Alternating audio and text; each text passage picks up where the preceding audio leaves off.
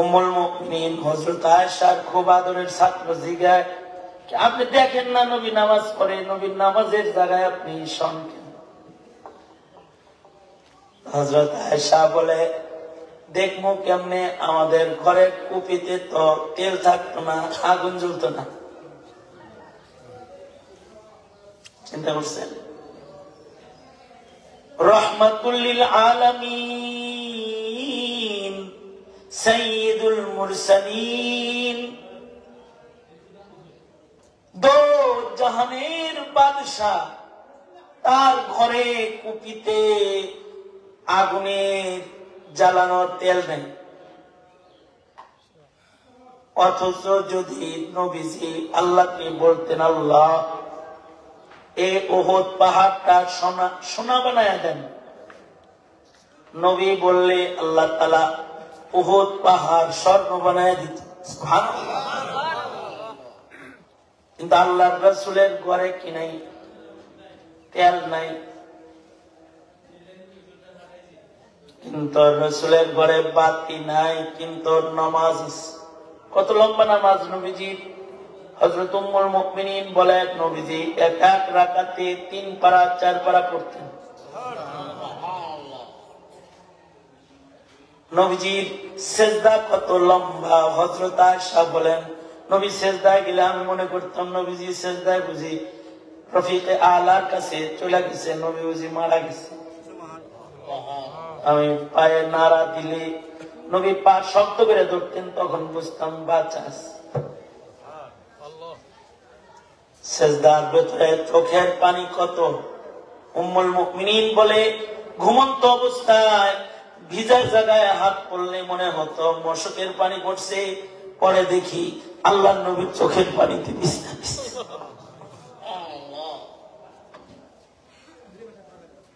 এটা হলো রহমাতুল লিল আলামিন নবীর ঘর।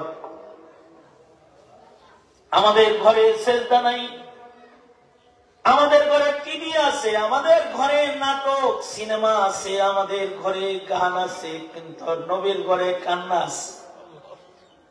বাতি নাই, কিন্তু সিজদা আছে। যাদের ঘরের ভেতরে সিজদা আছে, যাদের ঘরের ভেতরে নামাজ আছে, এই ঘরের মালিকদেরকে আল্লাহ কয়, তোরা আমার গোলাম। আল্লাহু আকবার বলেন। এই আমার কথা এটা কি শুনছেন? এত কথা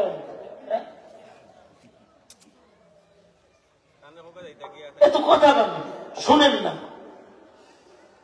বলবো কয়েক মিনিট। আসছি ঢাকার থেকে, শত শত মাইল সফর, কথা কইবেন কেন? দিল দিয়ে শুনেন। হাত উপরে তোলেন। রাগ হয়েছেন?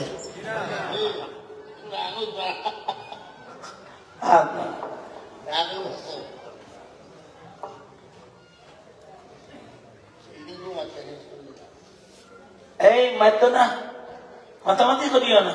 হয়েছে নাকি? হয়েছে হয়েছে তোরা তোরা হয়েছে, তোরা হয়েছে না পুরা হয়েছে?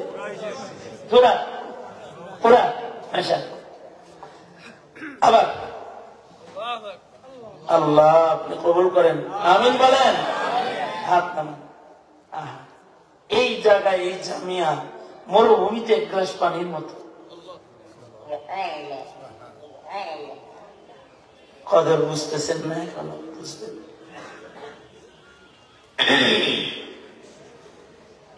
আমি কি বললাম? সাহাবীর ঘর ছোট ঘর, আমাদের ঘর এত ছোট? আমাদের ঘর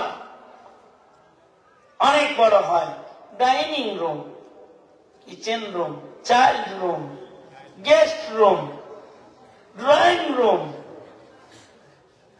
বেডরুম, ড্রেসিং রুম, হ্যাঁ, মেকআপ রুম, কিন্তু প্রেয়ার রুম নাই, নাই, নামাজের রুম নাই। আমি এক বাসা উদ্বোধন করতে গেছি, মালিক বেচারা আমার ভক্ত, অনেক বড় একটা ফ্ল্যাট করছে। এই ফ্ল্যাটের ভেতরে বাথরুমের ভিতরে শুয়ে গোসল করার জায়গা আছে।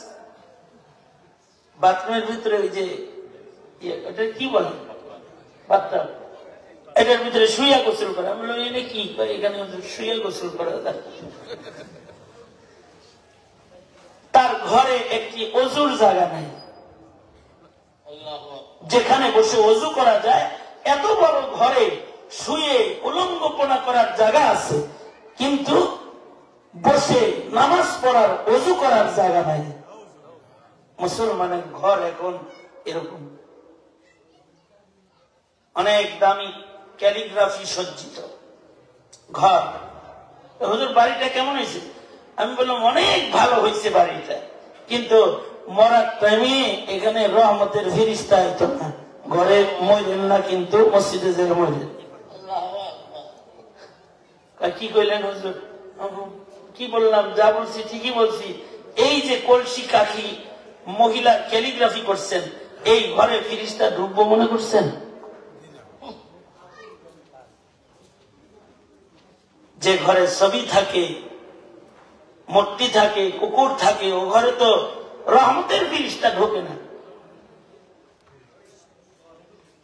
সাহাবী সূরা কাহাফ পড়তেছে, আকাশ থেকে নূরানি কি যেন আসে যায়।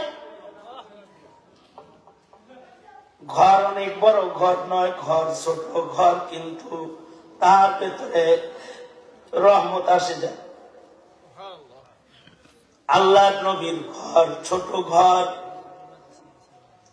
কিন্তু নবীর ঘরে ইবাদত আছে। আল্লাহ বলেন, যার ঘরে ইবাদত আছে এই ঘরওয়ালা আমার গোলাম।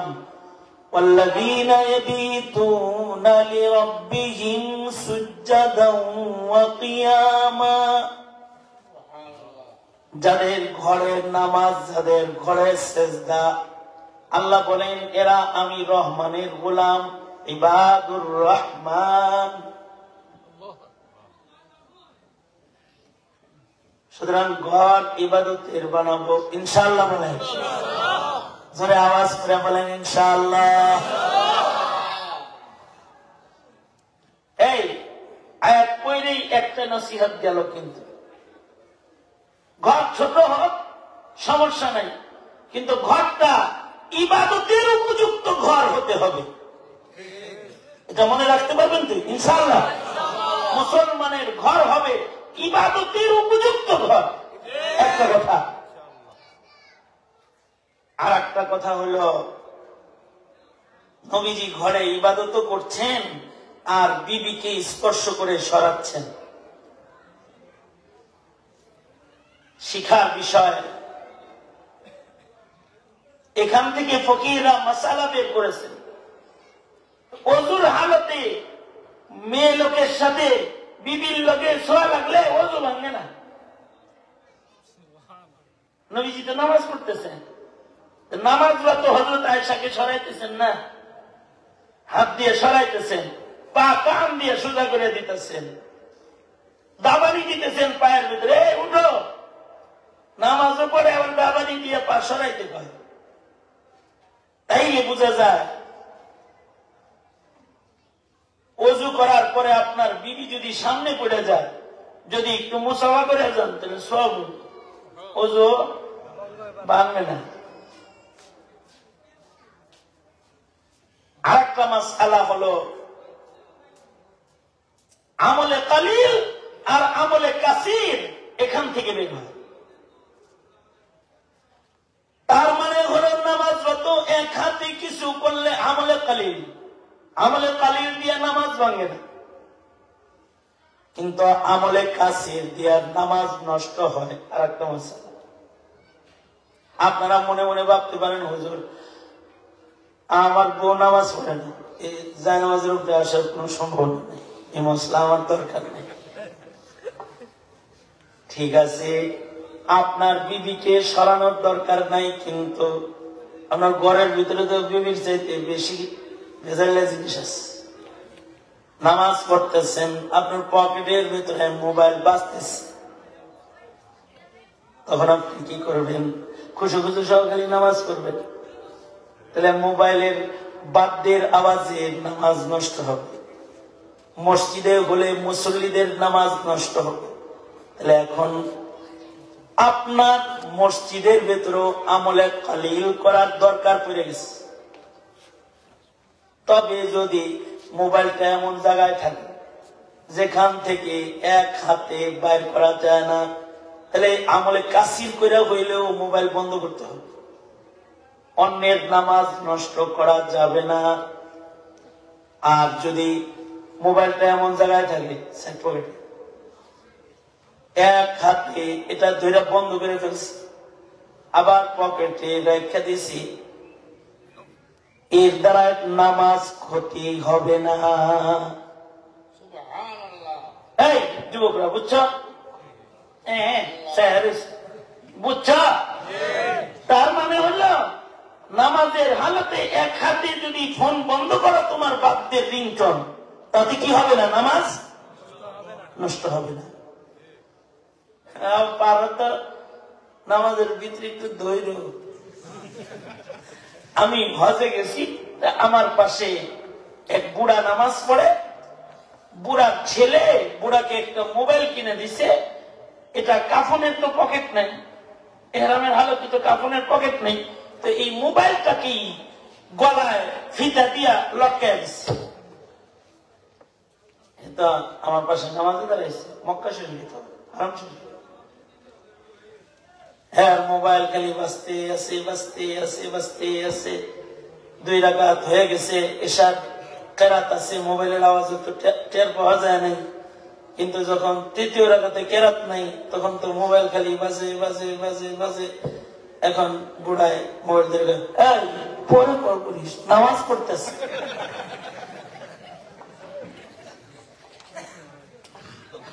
এটাকে বলে আমলে কাসির। ইসলামের পয়লা যুগে এমন আমলে কাসির নামাজে সমাদৃত ছিল, জায়েজ ছিল। এক সাহাবী আর এক সাহাবীর মসজিদে যায় জিগাইতো, সাহাবী ভাই কয় রাকাত হইছে? 3 রাকাত। ঠিক আছে, দাঁড়ায় দাঁড়ায়। এতটুকুন কথা জামাতরত সাহাবীরা এক সময় বলতো। কিন্তু পরবর্তীতে আল্লাহর রাসূল আমলে কাসির নামাজে হলে নামাজ ভেঙে যায় শিখাইছেন। আমলে কাসির কাকে বলে? আমলে কাসির বলা হয় যে কাজ করতে 2 হাত লাগে, অথবা এমন কাজ যে কাজে 2 অঙ্গ ব্যবহার হয়েছে। আমলে কাসির করলে পরে নামাজ ভেঙে যায়। এ কারণে আমলে কাসির শুধু বিবিরে সরানোর জন্য শিখানা। আমলে কাসির কিয়ামত পর্যন্ত নামাজ বাঁচানোর জন্য আমলে কালিল, আমলে কাসির চিনতে হয়। এই আমলে কাসির চিনা আর কালিল চিনার ন্যূনতম আয়োজন দাওয়াত ও তাবলীগে আছে, আর ব্যাপক আয়োজন মাদ্রাসায় আছে।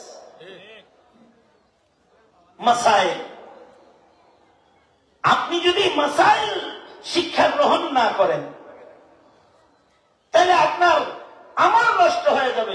আপনি গুনবেন যে আমল করছি, আসলে নষ্ট। ইয়াহসিবুনা আন্নাহুম ইউহসিনুনা সুনআ, সে হিসাব করতেছে আমল অনেক করছে, কিন্তু মাসআলা না জানার কারণে তার আমল নষ্ট হয়ে গেছে। মাসআলা কই শিক্ষা দেওয়া হয়? মাসআলা শিখার মুমিনের জায়গা হলো মাদ্রাসা, দাওয়াত, তাবলীগ, খানকা। এগুলো মাসলা শিখার জায়গা। সুতরাং মানুষের জীবনে মাসাইলের জরুরত আছে না নাই? মাসাইলের অনেক বেশি জরুরত আছে, অনেক জরুরত। মাসাইল না জানলে ইবাদত হবে না। এ কারণে তলাবুল ইলমি ফরিদাতুন আলা কুল্লি মুসলিম, সব মুমিনের উপরে ইলম শিক্ষা করা কি? জোরে বলেন, আরো জোরে বলেন। কি জন্য? মাসআলা জানার জন্য। বলেন কি জন্য? আমার এক ফ্রেন্ড, এই ভাইজান চিনে ওনাকে, মুফতি এনায়েত, সে এক জানাজায় গেছে, বিদেশ থেকে আসছে, ছেলে বাবার জানাজা পড়তে, সাথে নাতি নিয়ে আসছে, মানে মাইয়েতের নাতিরেও নিয়ে আসছে। কিন্তু জানাজা পড়ার পরে মাইয়েতের নাতি বাপেরে জিগায়, আব্বু এখন কি দাদুর লাশ আগুন দিয়ে জ্বালায় দিবা? আর বাপের ছেলের মুখ চাইতে ধরছে। তার মানে হলো মুসলমানের এতটুকুন শিক্ষাও প্রজন্মের সন্তানদের ভেতরে এখন নাই, যে মুসলিম মরার পরে কি হয়। কিন্তু হিন্দি সিনেমা দেখতে দেখতে তার ধারণা যে আমার দাদুকেও মনে হয় আগুনে জ্বালানো হবে। নাউজুবিল্লাহ বলেন, আওয়াজ করে বলেন নাউজুবিল্লাহ। আমাদের 17 কোটি মুসলমানের দেশের আগামী প্রজন্মর অবস্থা এর চেয়ে আরো বেশি ভয়ঙ্কর, আরো অনেক ভয়ঙ্কর। এখনকার মুসলমানরা ইমান বুঝে না, ইসলাম বুঝে না, আকীদার মাসাইল বুঝে না, নামাজের মাসাইল বুঝে না, গোসলের মাসাইল বুঝে না। যদি ওযুর মাসাইল না বুঝে তাহলে ওযু করতে পারবে না, গোসলের মাসাইল না বুঝলে তার গোসল হবে না, নামাজের মাসাইল না জানলে তার নামাজ হবে না। যদি মাসআলা না জানি তাহলে নিষিদ্ধ টাইমেও সে নামাজ আদায় করবে। গত বছরের ঘটনা, গত বছরের আমার মাদ্রাসা মসজিদে ফজরের নামাজের সালাম ফিরাইছি, এক লোক সাথে সাথে সালাম টালাম ফিরাইয়া সুন্নতে দাঁড়ায় গেছে। আমি এরকম, এই ভাই সারের নামাজ কি এর নামাজ পড়ে না? কই সুন্নত করি। কোন সুন্নত? ফজরের সুন্নত। এখন পড়েন কে? ফজরের সুন্নত তখন জামাতে দাঁড়ায় গেছে, দিয়ে পড়তে পারি নেই, এই জন্য এখন পড়ি। ওক্ত তো আছে, সূর্য তো ওঠে নাই। এই তো মাসআলা জানেন না যে ফজরের নামাজ থেকে শুরু করে, ফজরের নামাজের পর থেকে শুরু করে সূর্য উদয় পর্যন্ত কোন নামাজ ইসলামের মাসাইল নাই। যেমন আসরের নামাজ থেকে শুরু করে সূর্য ডুবা পর্যন্ত কোন নামাজ নাই। কেউ যদি আসরের পরে নামাজ পড়ে তার নামাজে কোনো সওয়াব হবে না। কেউ যদি ফজরের পরে সূর্য উদয় পর্যন্ত 20 মিনিট টাইম পেয়ে নফল নামাজ পড়ে তার নামাজে কোনো সওয়াব, জোরে বলেন, কোনো সওয়াব হবে না। এটা নামাজের ওয়াক্ত না। কেউ যদি ঈদের দিনে রোজা রাখে তার রোজায় কোনো সওয়াব হবে না। কেউ যদি আরাফার ময়দানে 8 তারিখে না যায়, অন্য দিন যায় দাঁড়ায় দাঁড়ায় দোয়া করে চলে আসে, তার হজ হবে না মাসাইল না জানলে। কেউ যদি বুজুর্গ দেখায় আরাফাত মাঠে মাগরিব পড়ার জন্য আজানে কামত দিয়ে দাঁড়ায় যায়, ওক্ত মতো নামাজ পড়ি, মাসআলা না জেনে আরাফার মাঠে মাগরিব পড়লে তার মাগরিব আদায় হবে না।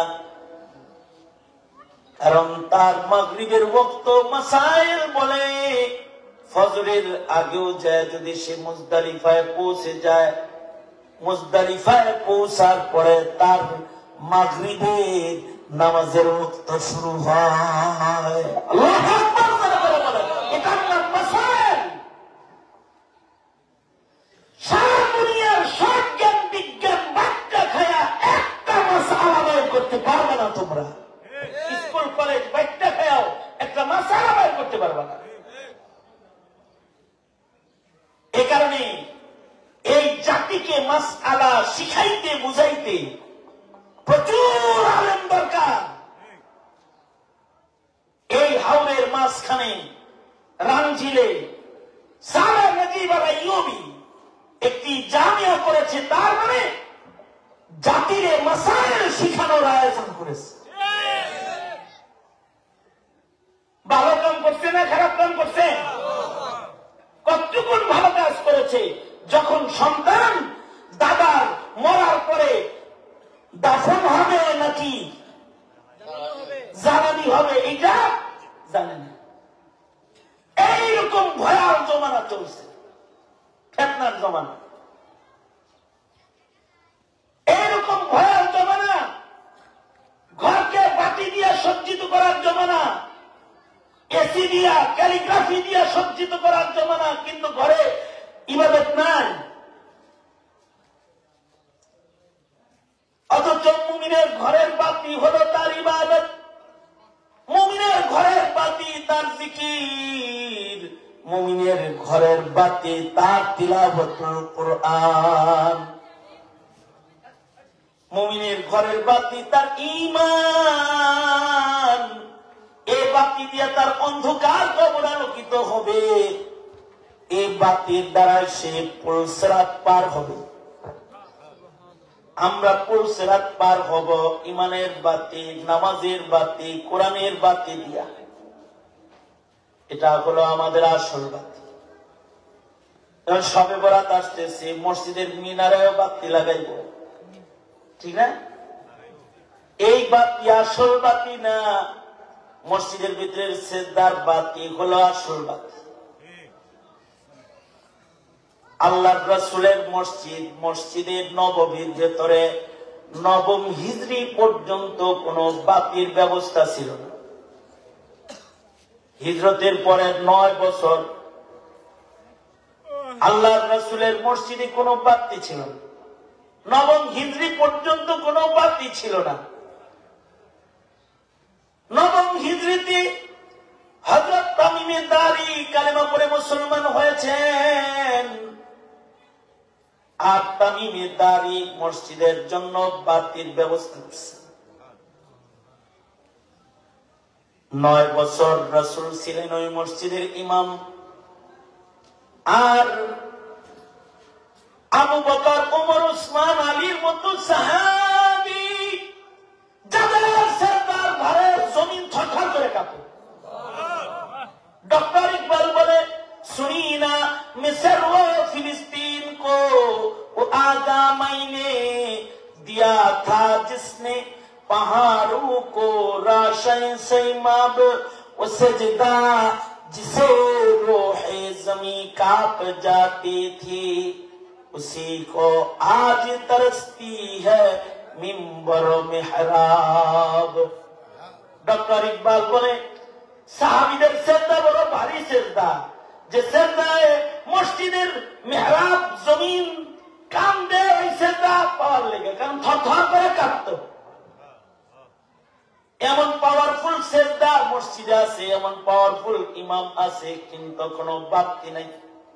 আর আমাদের ঘরে বিদ্যুৎ চলে গেলে সোলার আছে, সোলার চলে গেলেও আইপিএস আছে, আইপিএস চলে গেলে চার্জার লাইট আছে, চার্জার লাইটও যদি না থাকে তাহলে মোবাইলের পিছনেও বাতি আছে। আমাদের বাতির অভাব নাই, কিন্তু আমাদের ঘরে কোরআনের তেলাওয়াত নাই। সাহাবী কোরআনের তেলাওয়াত করতেছে সূরা কাহফ, ঘোড়া লাফায়, ভয়ে তেলাওয়াত বন্ধ করে দিচ্ছে। সকালবেলায় নবীজিকে যায় বলে, আল্লাহর নবী, ছোট্ট ঘর, একই ঘরে বুড়া বান্দা, আমি তিলাওয়াতে, আমার ছেলে ঘুমাইতেছে। আমি যখন সূরা কাহফ পড়তেছিলাম তখন নুরানি নুরানি কি যেন আকাশ থেকে আমার ঘরের উপরে পড়তেছিল, আর ঘরে রহমত পড়তেছিল মনে হইতেছে। আল্লাহর রাসূল বললেন, সাহাবী যেটা পড়তেছিল এটা রহমতের বৃষ্টি। আল্লাহর রাসূল বলে, সাহাবী তুমি তিলাওয়াত বন্ধ করেছো কেন? আমার ভয় লাগছে, ঘোড়া যদি লাফায় আমার বাচ্চারে পাড়া দেয়, ঘুমন্ত বাচ্চা, এই ভয়ে তিলাওয়াত বন্ধ করে দিয়েছি। আল্লাহর রাসূল সাল্লাল্লাহু আলাইহি ওয়াসাল্লাম বললেন, তোমার ঘরে শুধু রহমত ঝরে নাই। এই কথাটা শুনে না সুবহানাল্লাহ বলার জন্য রেডি হন, কারণ ভালো করে শুনে।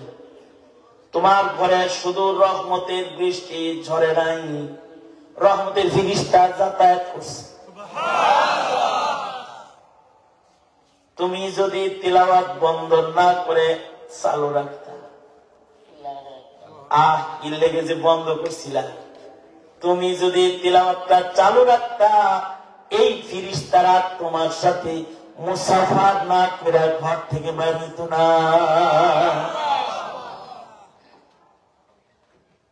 এই হইল সাহাবীদের ঘর। আমরা তো ডেলি করি, 5 বেলা পড়ছি নামাজ, 10 বেলা পড়ছি, সপ্তাহে কোরআন পড়ছি, গনি আমরা, কিন্তু আমাদের ইবাদতের মাসাইল ঠিক নাই, আমাদের ইবাদতের ইখলাস ঠিক নাই, আমাদের ইবাদত বন্দেগী গুলো হইতেছে কিন্তু ইমানি নুকসান সহকারে।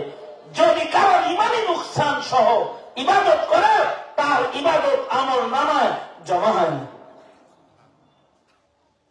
আর যদি ইখলাস ছাড়া কেউ করে, তার আমল ওজন হয় না। আর যদি মাসাইল ছাড়া কেউ ইবাদত করে, তার ইবাদত গ্রহণ করা হয় না, বাতিল হিসেবে ছুড়ে মারা হয়। এ কারণে আল্লাহর রাসূলকে আল্লাহ তাআলা বলতে বলেন, সূরা কাহাফে আল্লাহ বলেন, বন্ধু আপনি বলে দেন, উল হাল নুনাব্বিউকুম বিল আখসারিনা আ'মালা, আমি কি তোমাদেরকে তাদের খবর বলবো না যারা তারা আমল বাণিজ্যে ক্ষতিগ্রস্ত, আমল নষ্ট করতেছে। আল্লাযীনা দাল্লা সা'য়ুহুম ফিল হায়াতিদ দুনিয়া, তারা চেষ্টা করতেছে কিন্তু তাদের চেষ্টা তারা বরবাদ করতেছে দুনিয়ার হায়াতে। কারণ মাসলা ছাড়া চেষ্টা, ইখলাস ছাড়া চেষ্টা, ঈমান ছাড়া নেকির কাম। ওয়াহুম ইয়াহসাবুনা আন্নাহুম ইহসিনুনা সুনআ, আবার তারা হিসাব করতেছে যে তারা অনেক নেকি করতেছে, জান্নাত বুঝি খুব সোজা। আসলে মাসআলা ইখলাস, ঈমান সবগুলো নিয়ামত অ্যাকুরেট না হওয়ার কারণে তাদের আমলগুলো তাদের গণনায় আমল হইতেছে, কিন্তু আল্লাহর মিজানে ওজন করার মতো আমল তাদের হচ্ছে না। সুতরাং মাদ্রাসার দরকার। যারা বয়োবৃদ্ধ অথবা যুবক, তোমরা তাবলীগে যাও। আসন্ন তাবলীগ বা 6 দিন, 31, 1, 2, 3, 4, 5, এই 6 দিন 2 পর্বে দাওয়াত তাবলীগ হবে, মাসাইল শিখানো হবে, আমল শিখানো হবে। ইনশাআল্লাহ জিন্দেগিতে আমল শিখা আমল করব, ইনশাআল্লাহ বলেন, ইনশাআল্লাহ। আর এই মাদ্রাসার দিকে খেয়াল রাখবেন।